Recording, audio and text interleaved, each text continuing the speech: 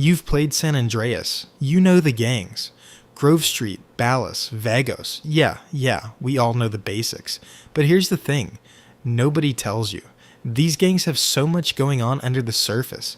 Details that Rockstar quietly built into the game that most players completely missed. Lore hiding in dialogue. Facts buried in the background. Decisions that actually make the whole story hit different once you know about them. And that's exactly what this video is.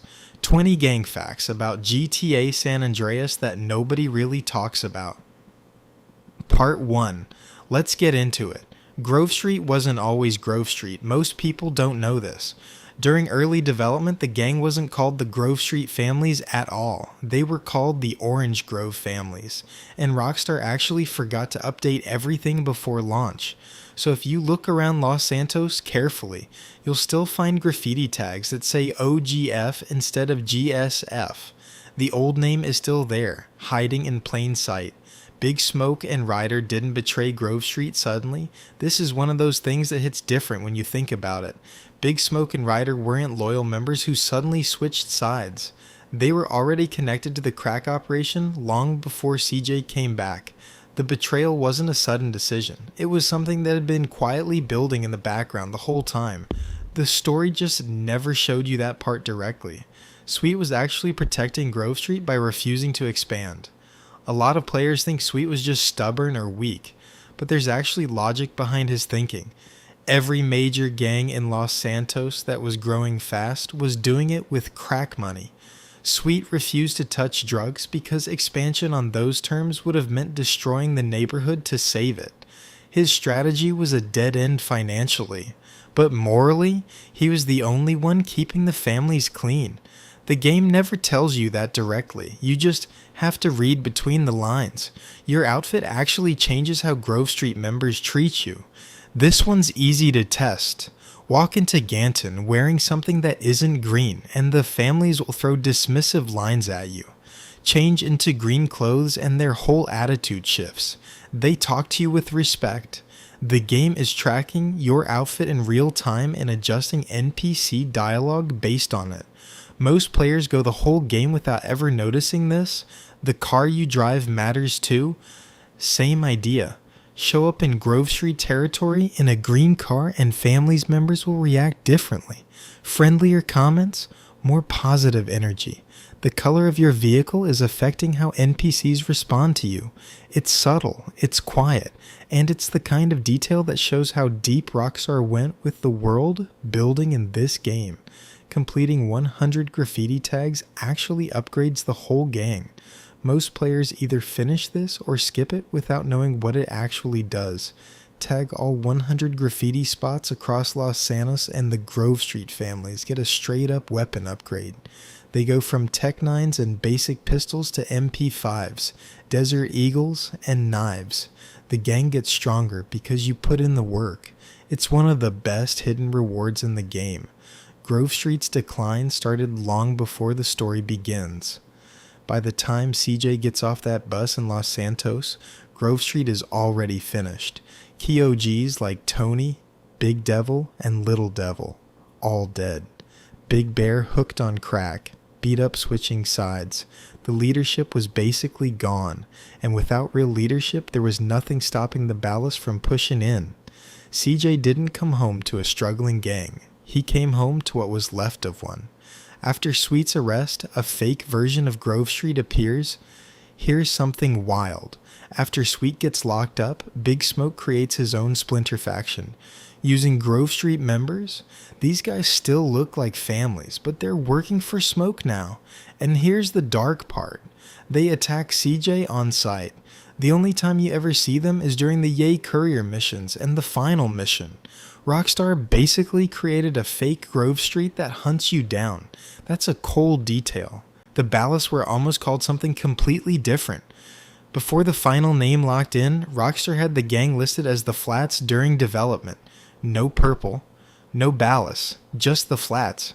At some point that changed, and honestly, Ballas hits harder as a name. But in early builds, this gang that defined CJ's entire story had a completely different identity. Ballasts have different internal sets, and each one has its own graffiti. The Ballasts aren't one single gang. They're split into multiple sets. Kilo Tray, Rollin Heights, Front Yard, Temple Drive. Each one operates in different parts of Los Santos, and each set has its own unique graffiti style. Most players just see purple everywhere and assume it's all the same. It's not. There's actual internal structure here that the game quietly builds out in the background. The Ballast deliberately weaponized crack against Grove Street. This is probably the darkest thing in the whole gang storyline. The Ballast didn't just beat Grove Street in a straight fight. They flooded the neighborhood with crack cocaine on purpose. Big Smoke helped from the inside. The whole strategy was to weaken the families from within before they ever had to start a real war. By the time CJ comes back, Grove Street didn't lose a gang war. It was slowly poisoned. The Vagos are stronger than they look on the street. Walk past a Vagos member during normal gameplay, and they're usually carrying a pistol or nothing at all. Weakest loadout of any gang in the game. But then you hit the late game missions, and suddenly these same guys are showing up with RPGs, Tech 9s, and katanas. They were never weak. They just weren't showing their cards on the street. The Vagos quietly took over Azteca territory while CJ was gone. When CJ gets exiled to the countryside and Caesar leaves Los Santos with him, nobody's guarding Azteca turf. The Vagos see the opening and take it. No big fight, no dramatic moment. The territory just shifts while you're not looking. It's the kind of real-world gang logic that most games would never bother simulating, but San Andreas just does it quietly in the background. The Vagos and Ballas may have called a temporary truce. Right before the final mission, Sweet drops a line suggesting the Vagos gave up Big Smoke's location to the families, which means at some point the Vagos made a deal. Share the information, ease the hostilities. It mirrors the real-world gang ceasefires that happened in Los Angeles after the 1992 riots. Rockstar didn't just write gang conflict, they wrote gang politics. The Aztecas were planned to have their own territory on the map. In early development, the Barrio Los Aztecas were supposed to have colored territory on the in-game map, just like the families in Ballas. That got cut before launch, possibly because Rockstar decided the Aztecas were never meant to be a major power player. But that cut left them feeling weaker than they probably should have been in the final game. Caesar is never officially named as the Azteca leader, but he basically is. The game never gives Caesar a formal title. Nobody calls him the boss, but every interaction the Aztecas have with CJ flows through Caesar. He's the one making decisions, he's the one who matters. It's a smart writing choice. Show the power without announcing it, and it makes his loyalty to CJ feel earned rather than convenient. The San Fierro Rifa had their own gang tags that got completely cut. Before release, the Rifa had graffiti placed around San Fierro. Territory tags, their own mark on the city. All of it got removed before launch, but the files are still in the game. And there's one more thing. In those old files, the word Fierro was misspelled as Fierro. The tags were cut, the typo stayed hidden, and almost nobody knows either of those things existed. One Rifa NPC knows CJ's name and nobody knows why. There's a Rifa member in a blue shirt who, during gang encounters, will sometimes call CJ by name. Hey CJ, you're going down. Most NPCs don't know who you are. This one does.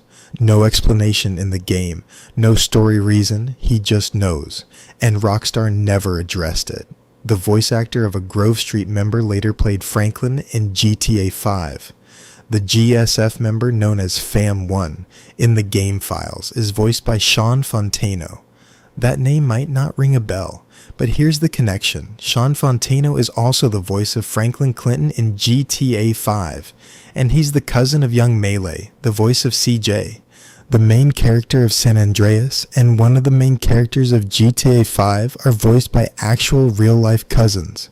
That's not just a fun fact, that's a full circle. San Andreas originally had even more gangs planned. 8 active gangs made it into the final game, but the unused data in the files hints at least 2 more that were scrapped during development. A bigger gang ecosystem, more territory, more conflict. We never got it, but the bones of that bigger world are still sitting in the game's data, quietly suggesting that San Andreas was supposed to be even messier and more complex than what we actually played. That's 20 facts about the gangs of San Andreas. And honestly, the more you look at this game, the more Rockstar's obsession with detail becomes impossible to ignore. Drop in the comments which one surprised you most. I'll be reading every single one. See you in the next one.